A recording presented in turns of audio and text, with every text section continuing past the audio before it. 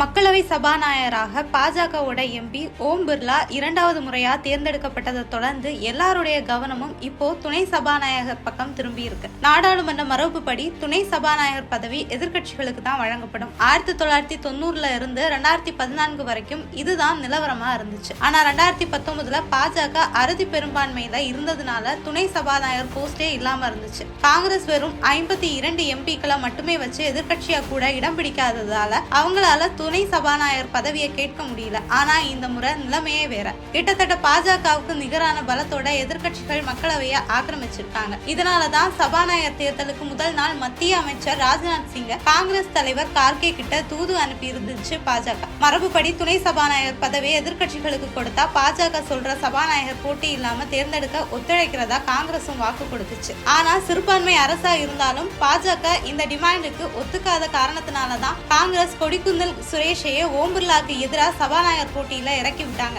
இந்த அளவுக்கு மூர்க்கமா காங்கிரஸ் துணை சபாநாயகர் பதவிக்கு கண்ணு வைக்கிறது ஏன்? அந்த பதவிக்கு அப்படி என்ன பவர் இருக்கு? கடந்த காலத்துல இந்த பதவிகள் யாருடைய கைக்குள்ள இருந்துச்சுன்னு பார்க்கலாம். முதல்ல மக்களவையில சபாநாயகருக்கு அடுத்தபடியா அதிகப்படியான அதிகாரமிக்க நபர் துணை சபாநாயகர் தான். அரசியல் சாசன சட்டம் 95 பிரிவு 1 படி சபாநாயகருக்கு இருக்கிற அனைத்து பொறுப்புகளும் உரிமைகளும் துணை சபாநாயகருக்கு இருக்குன்னு சொல்லுது. மக்களவை சபாநாயகர் வராத அன்னைக்கு துணை சபாநாயகர் தான் அவையை நடத்துவார். ஒரு முறை தேர்ந்தெடுக்கப்பட்டுட்டா அந்த மக்களவை கலைக்கப்படும் வரையோ அல்லது அவரா முன்வந்து ராஜினாமா செய்யும் வரையோ துணை சபாநாயகர் பதவி நீடிக்கும். மக்களவை எம்பிக்கள் தீர்மானம் மூலமாகவும் சபாநாயகரை பதவி நீக்கம் செய்ய முடியும். அரசியல் சாசனம் 93 படி துணை சபாநாயகர் தேர்தல்ல சபாநாயகர் தான் நடத்தணும். இப்போதான் சபாநாயகர் தேர்ந்தெடுக்கப்பட்டிருக்கிறதுனால விரைவில் துணை சபாநாயகர் தேர்தல் நடத்தப்படலாம். கடந்த கால இந்திய அரசியலை உற்று நோக்கினா மக்களவையில துணை சபாநாயகர் பதவி எதிர்கட்சி எம்பிக்களுக்கு தான் கொடுக்கப்பட்டிருக்கு. கடந்த 1969 காங்கிரஸ் ஆட்சி காலத்துல துணை சபாநாயகர் பதவி ஷில்லாங் எம்பியும் all party hill leaders conference தலைவர்கள் ஒருவருமான கில்பர்ட் ஸ்பெல்க்கு தான் கொடுக்கப்பட்டுச்சு. 1980 காங்கிரஸ் ஆட்சியில திமுகவோட லட்சுமணன் தான் இந்த பொறுப்பை வகிச்சாரு. 1998 முதல் 2004 மத்தியில வாஜ்பாய் தலைமையிலான பாஜக கூட்டணி ஆட்சி நடந்த சமயத்துல காங்கிரஸோட PM சயீத் தான் துணை சபாநாயகரா பதவி வகிச்சாரு. 2004 இருந்து 2009